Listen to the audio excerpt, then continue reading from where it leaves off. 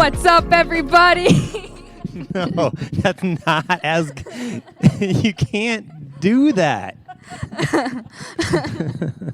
I'm just kidding. Hello, everyone. Welcome to the AfterWord. Today we are in Studio D, where the lift is high, the ceilings are black, and Eric is wearing his brown jacket.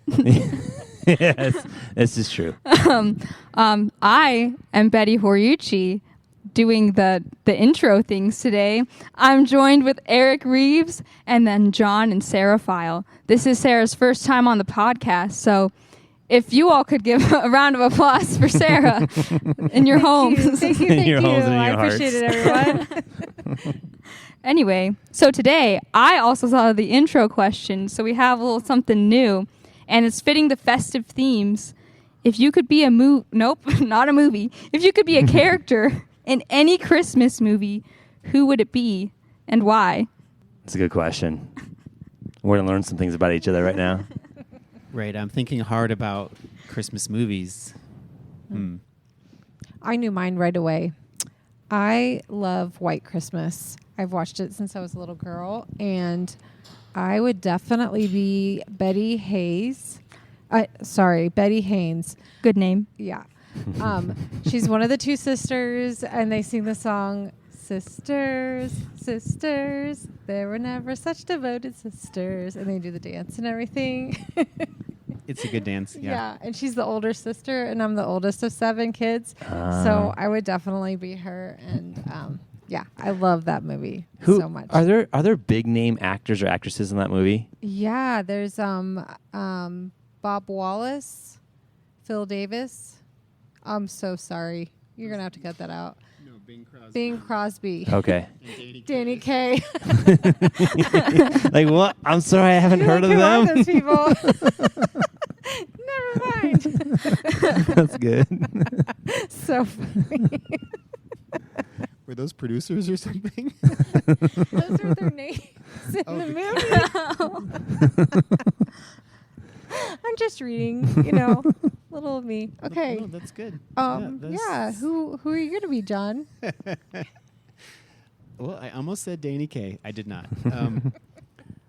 I was thinking of Home Alone, which it's a little bit sad to think, but more of so Kevin in Home Alone, the little guy, there's a sadness to him being left and having to deal with all those troubles, but the way he comes up with all those contraptions, that just seems like a fun... I mean, apart from the fact that he's being chased by 2 criminals. You want to be Kevin, but the whole coming up with the plan, the classic... Okay.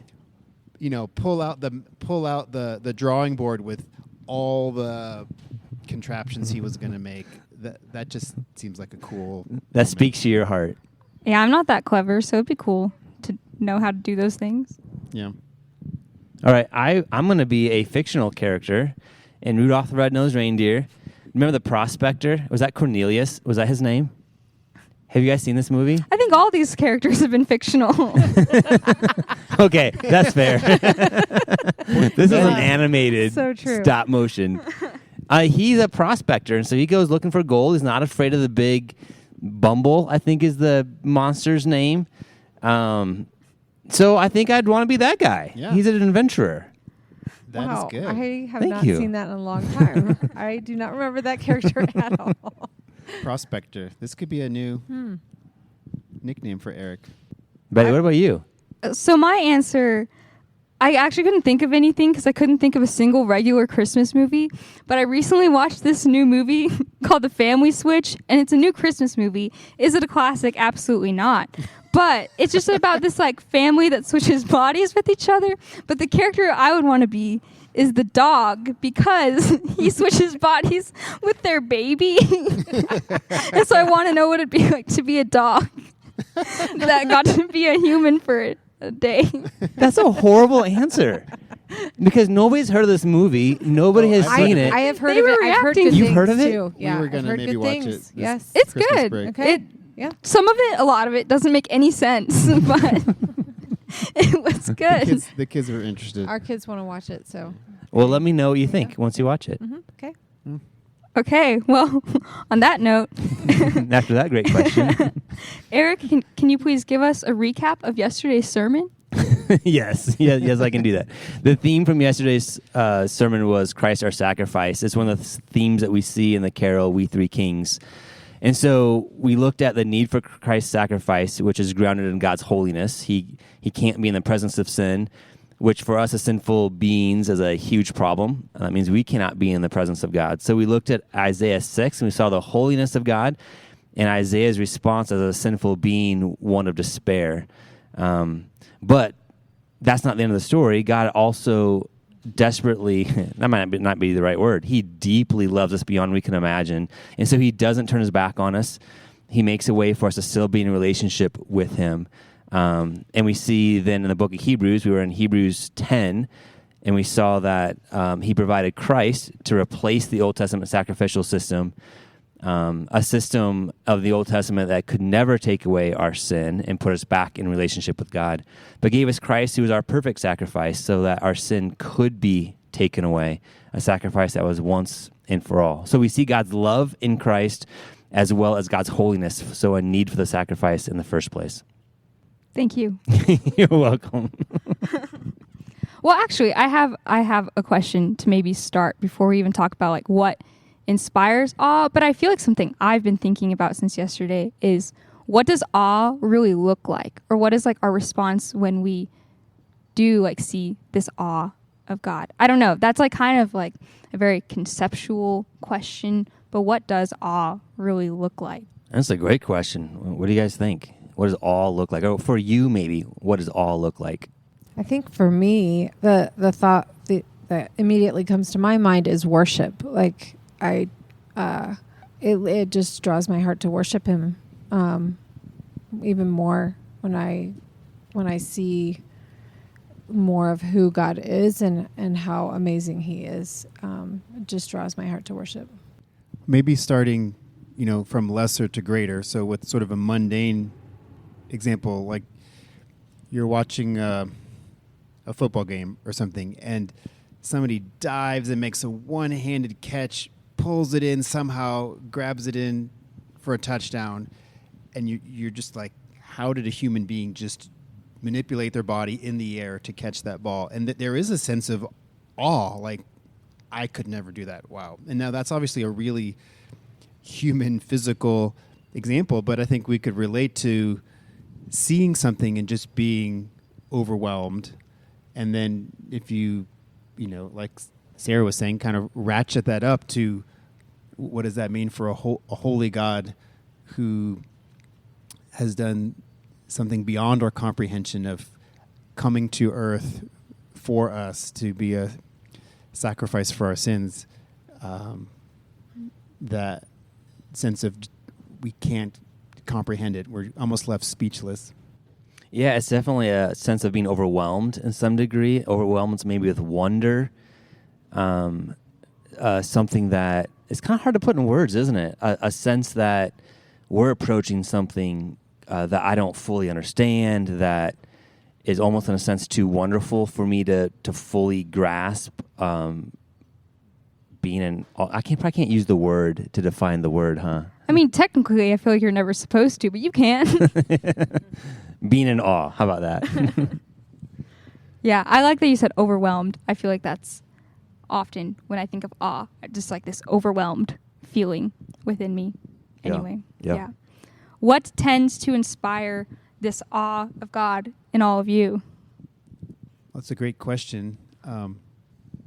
And I think what's challenging about it, maybe what took a moment to respond, is the God's character, his essence, who God is, his beautiful and incredible plan of salvation. These things that should necessarily elicit a response of awe and wonder, and yet can become so familiar, the terminology and the concept. We sing in songs and we talk about it in Bible studies and we read, and it can become familiar, and we believe that it's true, and I also recognize, at least in myself, that familiarity sometimes erodes that sense of awe. I think for me, when I take time to look at the depths of my sin and look at what Jesus did to cover that sin, I think that is where my heart, it just is drawn to worship him, and in that sense of awe of like, you did that much for me. Like that just, I don't know, the weightiness of all of that, I think, is what really causes me to look at God in awe and wonder. I would confess that I don't take as much time to really pause and ponder those things, I think, which is part of the reason I paused to think about it. But when my heart is drawn to that, I think those are the things. Yeah. Yeah. To both of your points, it seems like for me, it's often something that maybe I already intellectually know, but it hits me in a new way or a different way or a more profound way. Sometimes it's through study, sometimes, or through reading the Bible. Like this last week in reading the passages in Isaiah and Hebrews, it hit me afresh that of just how undeserving I am, and yet God still set Christ to be in relationship with me. It hit me in a new, fresh way. That gave me a sense of awe, is an overwhelming sense of awe. At other times, it's maybe just experiences that I've had that give me a sense of awe, even corporately. So the last couple of years, we've seen a lot of challenges and heartache and tragedy as a church. Yet at the same time, I have seen God work in ways that I've never seen him work before. And so that puts me in awe of God choosing to use a time when we are the weakest to show us more of who he is and to sustain and to actually grow us and mature us in some ways. And so that puts me in awe of him too. So sometimes it's study, sometimes it's experiences, sometimes it's actually through hearing stories from other people. But it's often things that maybe I already would say I intellectually know, but it's hitting me in a new way. Yeah, I think for me, a lot of the times it's, well, I don't know how to phrase this well. I was just thinking specifically of when I was reading The Knowledge of the Holy by A.W. Tozer, like just seeing how like these attributes or characteristics of God interact with each other when you think that like justice and mercy or like other things like that like can't exist together, but how perfectly they exist through like the nature of God. And I think when I just take moments to reflect on those things and just that like essence of who God is, I feel like that inspires awe within me, which I think like ties into even what we were talking about yesterday with like the holiness of God and just like what that leads me to. That's good. Well, the theme for this week was Christ our sacrifice, and just in the context of talking about awe, does just the thought and idea and the reality of Christ as our sacrifice readily inspire awe in you? I don't know if it does readily. It does if I actually slow down and think about it more, maybe explore more what it is. But to your point, John, having grown up in the church, I think I'm pretty familiar with it, with the idea of Christ our sacrifice anyway. And just the idea or the concept doesn't often readily inspire awe. I've got to slow down and ponder it more or something. I don't know if that makes sense. Just the concept itself on the surface, it doesn't always. I think, Eric, your sermon yesterday was a gift to our congregation.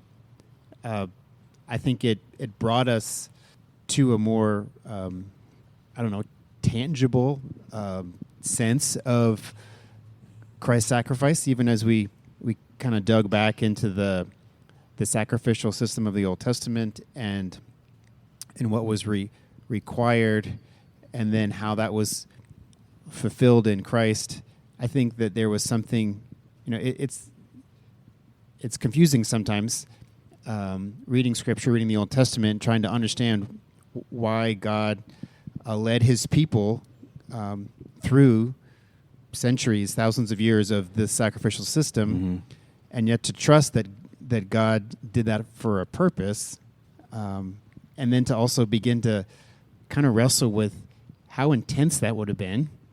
And you sort of led us to that concept, although you didn't have any PowerPoint that showed any sacrifices happening, but that would have been a totally intense, bloody, smelly experience. We were talking about this a little bit already before, and I think your sermon yesterday really brought us to God's holiness and our sin, and how there is no way to bridge that gap. I felt like bringing us back through that whole biblical, theological scope of why Christ came. I thought that was awe-inspiring. It was an awesome sermon.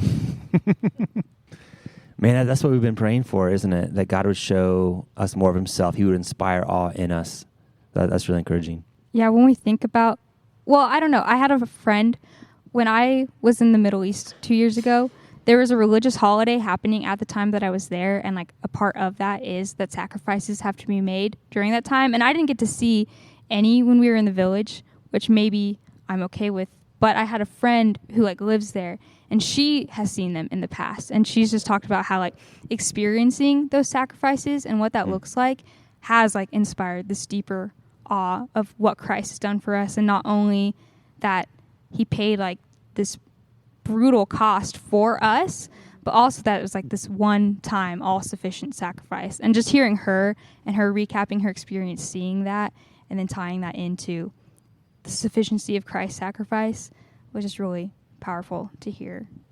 Which ties into something that you mentioned earlier, John, before we started recording, that we have Christ as our one-time sacrifice, but it could be, which also means that we don't have the yearly regular reminders of seeing it in front of our eyes, of smelling the smell, of all of the mess and the cost of it. We don't see that over and over and over and over again, because it was something that happened 2,000 years ago that was once for all.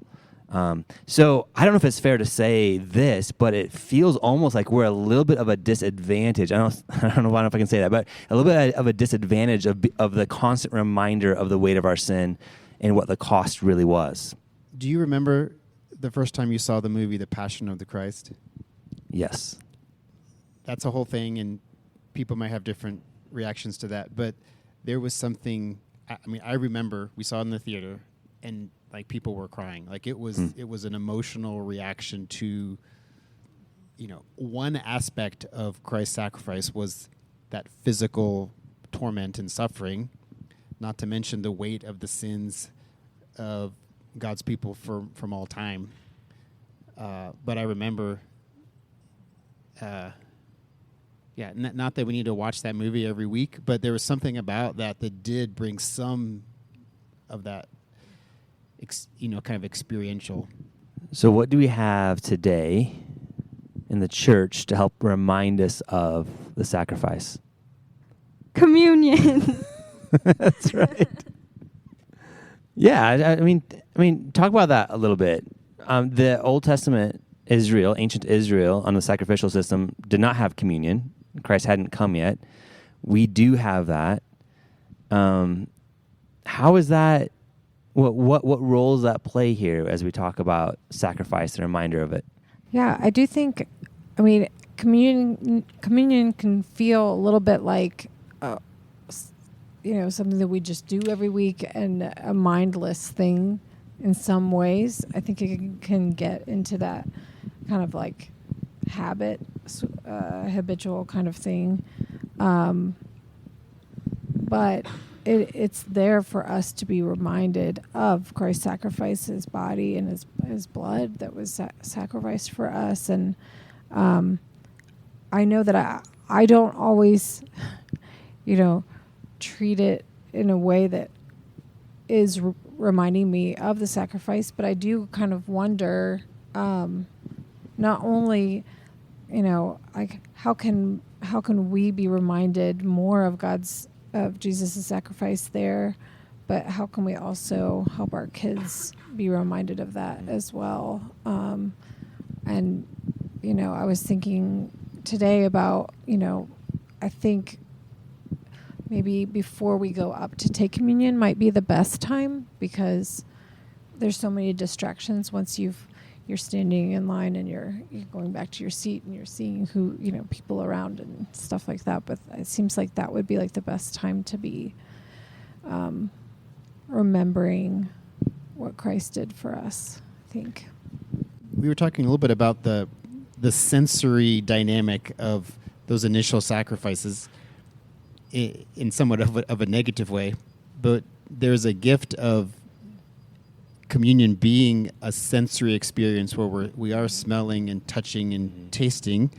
Yeah. And Jesus was very kind in giving us a way to remember that not only evokes the Passover, of course, God rescuing his people through the blood of or passing over his people because of the blood of the lamb on the doorpost, but also, of course, pointing to Christ's sacrifice, his blood shed for us. But I wonder how we could, in that moment of actually tasting and of considering like that there's something a little bit more engaging. I think that I agree with you, Sarah, that it's easy for it to be a meaningful but regular part of the service. How do we kind of dial in every time? Well, and when we take the bread and we take the wine or the grape juice, it is spoken over us. This is Christ's body broken for you and his blood shed for you. Those are also reminders as we're taking it. So there definitely is a sense that, that we're trying to do that, to be reminded of those things. Yeah, there's so much packed into celebrating communion, isn't there? On the one hand, it's a celebration, and it's something that Christ did for us, that it's done, it's completed. We didn't have to pay the cost, so we're not bringing our own fancy bread or whatever. Like we didn't have to pay the cost, but Christ paid it for us.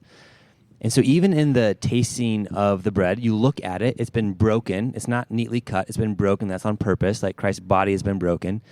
If you take the wine, there's some bitterness to wine that can remind us of the bitterness of the death that Christ had. But all of that cost, coupled with the celebration that has been done for us. And so I think that's why that reflection period, it can be really important. And I need it. I need to... And not just do it because what we do, not just get in line because we get in line and we do it every week, but I need to slow down. Maybe slowing down is the big theme for me. Like I need to slow down and to actually be present and hear from the Spirit and recognize what it is we're doing so it doesn't become hollow.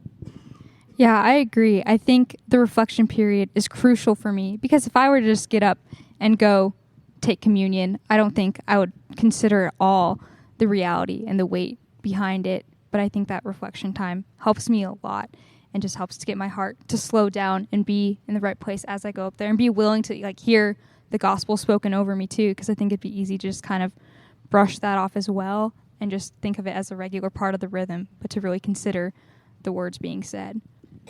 Yeah, I also think that at the same time that we're thinking about all that Jesus did for us in sacrificing, I also think in the reflection time, it can also be good for us to think about the blessings that we receive from Christ's sacrifice as well, that we get to spend eternity with him, worshiping him, that our sins are completely forgiven, that, we can think of all of those blessings, I think, at the same time of what the sacrifice was for, I think. That's good. When we talk about the sacrifice, we see that it inspires this awe for the holiness of God, but also awe for this demonstration of his love. And I think it's easy for us to kind of separate his holiness and his love and view him as two separate, I guess, natures of himself. Mm-hmm. But does thinking of God's holiness or God's love make more sense to you? Or what does it look like also for you to bring those things together? That was kind of, I'm bad at asking questions that don't also come with another question, but I hope you know what I was trying to They always ask. come in right there. pairs. They always come in pairs. Ask any girl who's been in a Bible study that I've led. That's funny. It is one of the great wonders of the gospel, to understand God's holiness, to understand also the extent of our sin and our separation from God because of that. And then, as Eric brought out in the message yesterday, and yet His love, instead of withdrawing from us, God's love is a pursuing love. God came to earth. God condescended to be among us and to love us and to die for us before while we were still enemies. Christ died for us. That's mind-boggling.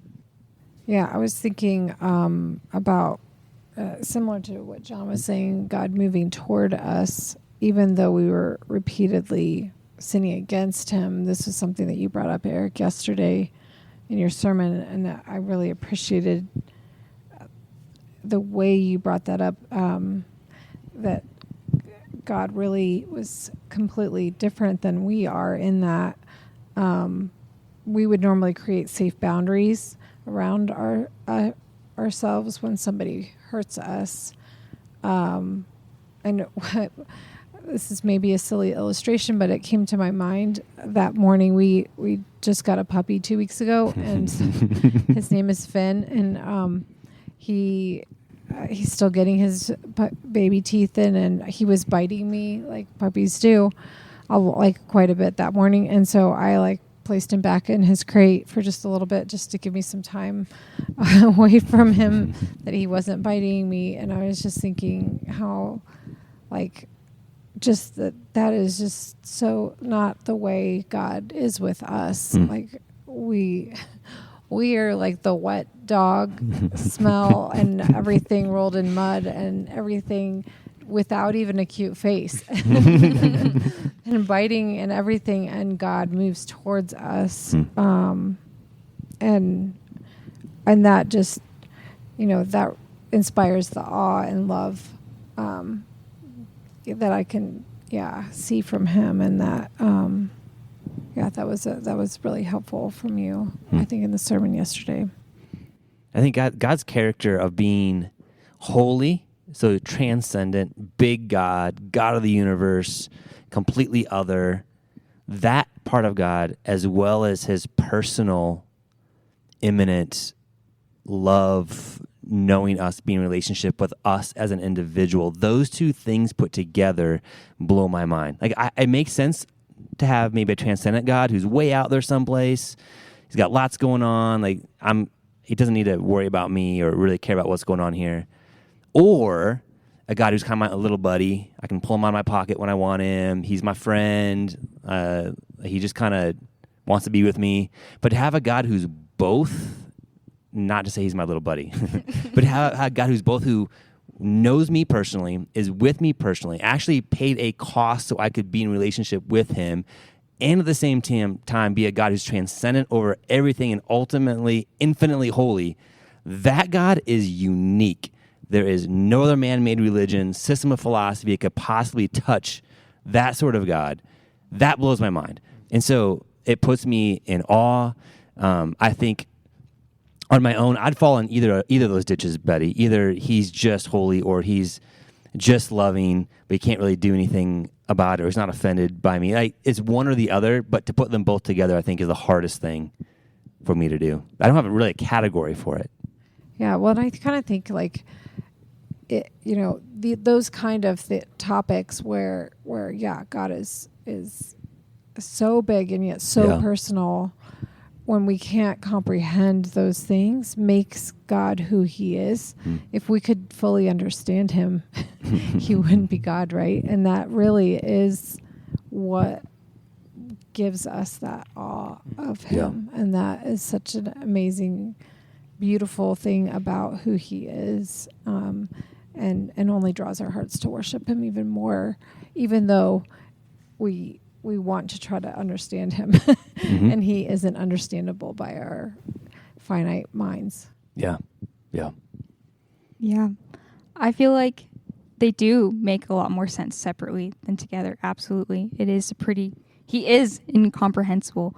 I feel like I'm surrounded a lot more with like people in my generation, I guess, that there's a lot of like recognition of reverence and just like seeing God's holiness. I just feel like that's lacking a lot, like within conversations and I don't know, even like just groups that I've been part of, that it is like very deeply focused on God as loving and relational, but struggles to bring those two things together. So I just feel like in conversations with my peers, it's easy for us to kind of like brush over God's holiness and only really think about his loving nature because, I mean, it's hard to think about them together, but I also think it's easier to just think about a God who just is friendly and loves us rather than other aspects of that.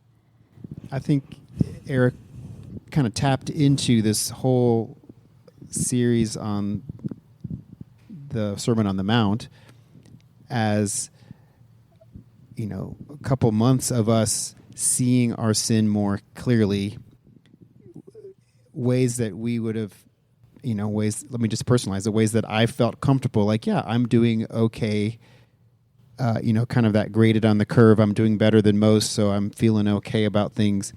But to just see that blown out of the water with, okay, I haven't murdered anybody, but have I had anger in my heart? Yes. You know, I haven't committed adultery, but have I lusted in my heart? Yes. And, you know, we can go through this whole list, and I think that context is maybe missing a lot in our culture and our, you know, kind of cultural Christianity of not seeing the depth of our sin. And so our understanding of God's holiness is even magnified as we see the depth of our sin. Well, and additionally, like when we see God's holiness, like that increases, and when we see the depth of our sin, the Christ's sacrifice, it becomes greater, and it causes us to be in awe of him even more and to worship him more. The sacrifice doesn't become greater, but we realize how much greater it is than we had right. realized. You're up. Yes, you're up. No, I'm with you. Yes, you're right. Yeah, to focus on one or the other is really to truncate the one true God, and minimizes who he is and minimizes his other attributes. So I think this is a tension that we have to continually help remind ourselves of, that God is not just or that, but he is all of these different character traits. Yeah, I think that also, I don't know, it made me think of what you were saying yesterday too, with when that view of our sin is minimized, we also think there's something that we can do to draw us out of that, and that we can become righteous on our own. But when we see just the depth of that, and just that it has completely separated us from God, we need nothing except for the perfect sacrifice of Christ to bring us back to him. So in Hebrews 10:14, it says, "For by a single offering, he has perfected for all time those who are being sanctified."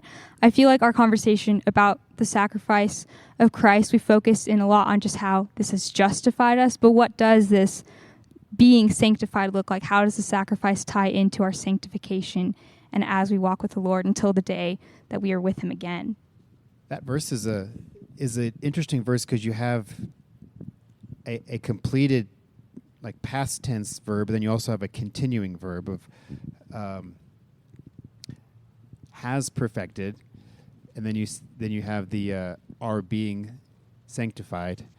You know, some bigger theological words, but the idea of justification and sanctification. Justification being declared righteous because of Christ's full, perfect sacrifice, taking our sin, taking the penalty, the wrath for our sin, but then also applying to us his righteousness. We are declared fully righteous, clean, holy. When God looks at us, he only sees Christ's righteousness. So from that perspective, we are perfected from that eternal scope. But yet we also know down here on earth, we are still in that process of growing towards God in holiness by His Spirit, and it seems like that verse speaks to both aspects, both where our assurance is found and that we are declared righteous, and yet also we grow in holiness, motivated by that love for Him. Well, I think that it is what His love and what He has done for us, that is what motivates us for obedience, right? And so we look at His sacrifice for us, the depth of our sin and all that He covered for us, and His great love for us, and all of that motivates us to obey Him. I know I don't I don't do that perfectly, but that should be the model, I think, for our obedience and continued sanctification. Yeah, which is the Christian gospel, isn't it? There's nothing that we can do to earn our salvation. There's nothing that we can do to keep our salvation. Christ's perfect sacrifice alone did that. Like John, you said, we're justified, declared righteous. That's once and for all time. So anything that we do or don't do now as God's people does not affect our declaration as innocent before God. We are justified before God. And yet there's still an ongoing process that our salvation is not tied to, but our salvation is the ground for. Our obedience springs from our salvation, not the other way around.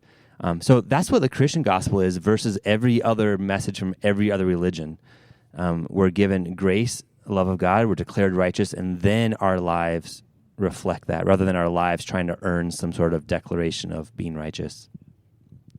Yeah, and just because of what Christ has done, we can be filled with the knowledge of His will and spiritual understanding and wisdom. So therefore, we can walk in a manner that is worthy of God and just be fully pleasing to Him. So I think that's awesome that we have the way to be empowered to do so through the Spirit, not because of ourselves. Okay, so to wrap it all up, how does what we've talked about today raise your affections for God? I think for me, the strength of Christ's sacrifice, that it was once for all, that I have no need to worry if my salvation will be taken away.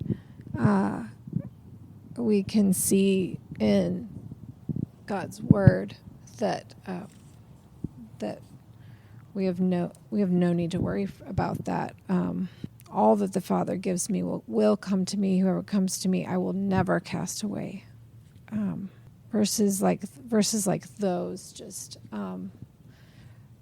really strengthen my heart and bring me to worship Him, bring me to awe of the strength of His sacrifice for me, and that is just so encouraging for my heart.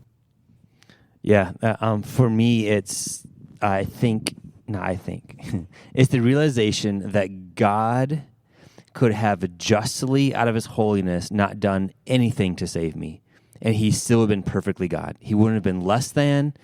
Nothing would have been impinged on His character. Because of my sin, He did not have to do anything to save me and be in a relationship with me, and yet He still chose to do something. And that something was incredibly costly to Himself by Himself taking the punishment for my sin. That raises my affections for God. I don't get it, and yet He still did it out of a love for me.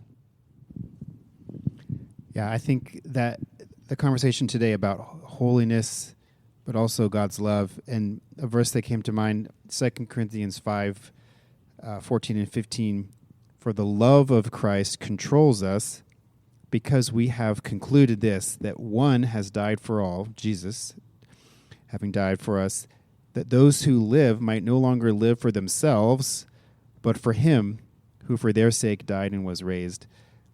So maybe tying into some of the different points you were mentioning of growing in my affections because of His love, and that love as the motivator, not to live for myself, but for Him. What about you, Betty? What here raises your affections for our good God? Wow, thanks for asking. You're Eric. welcome. It's awkward to answer your own questions sometimes, isn't it? It is. I kind of see why you don't always answer some of the questions now. I think I'm just struck by the fact that he is the sacrifice for us. Like, he didn't need this. Like, when you read through earlier in Hebrews, how it talks about the high priest and how they had to offer these sacrifices for themselves as well, that Christ didn't need that this is a sacrifice for us, and then that it's fully sufficient, a one-time sacrifice, and it's for the sins of many. So I don't know, just the fact that he, again, just loves us that much to come and die for those who don't deserve it. Yeah. That's good. I mean, this is the gospel, isn't it? We're just walking through the gospel, and there's always other facets and angles and layers to it. And it's helpful for me to talk about because it raises my affections for our good God. So this conversation alone is healthy for me. So thanks for engaging in the conversation. Yeah. Thanks, Betty. Thanks for leading us today. Oh, Thanks, Betty. of course. Little does listener know that there's going to be a lot of pauses that will have to be cut out from me trying to formulate questions. But anyway, thanks for joining us, everybody. We'll be back in like 3 weeks. I will not be here next week, but the following week, likely we will. There will be one on like New Year's Day. Oh, we might. Maybe. I don't know. We'll see you next sometime. year. We'll see you next See you next year. Okay. Thanks, everyone. Have a good Merry Christmas and Happy New Year. Okay. Bye.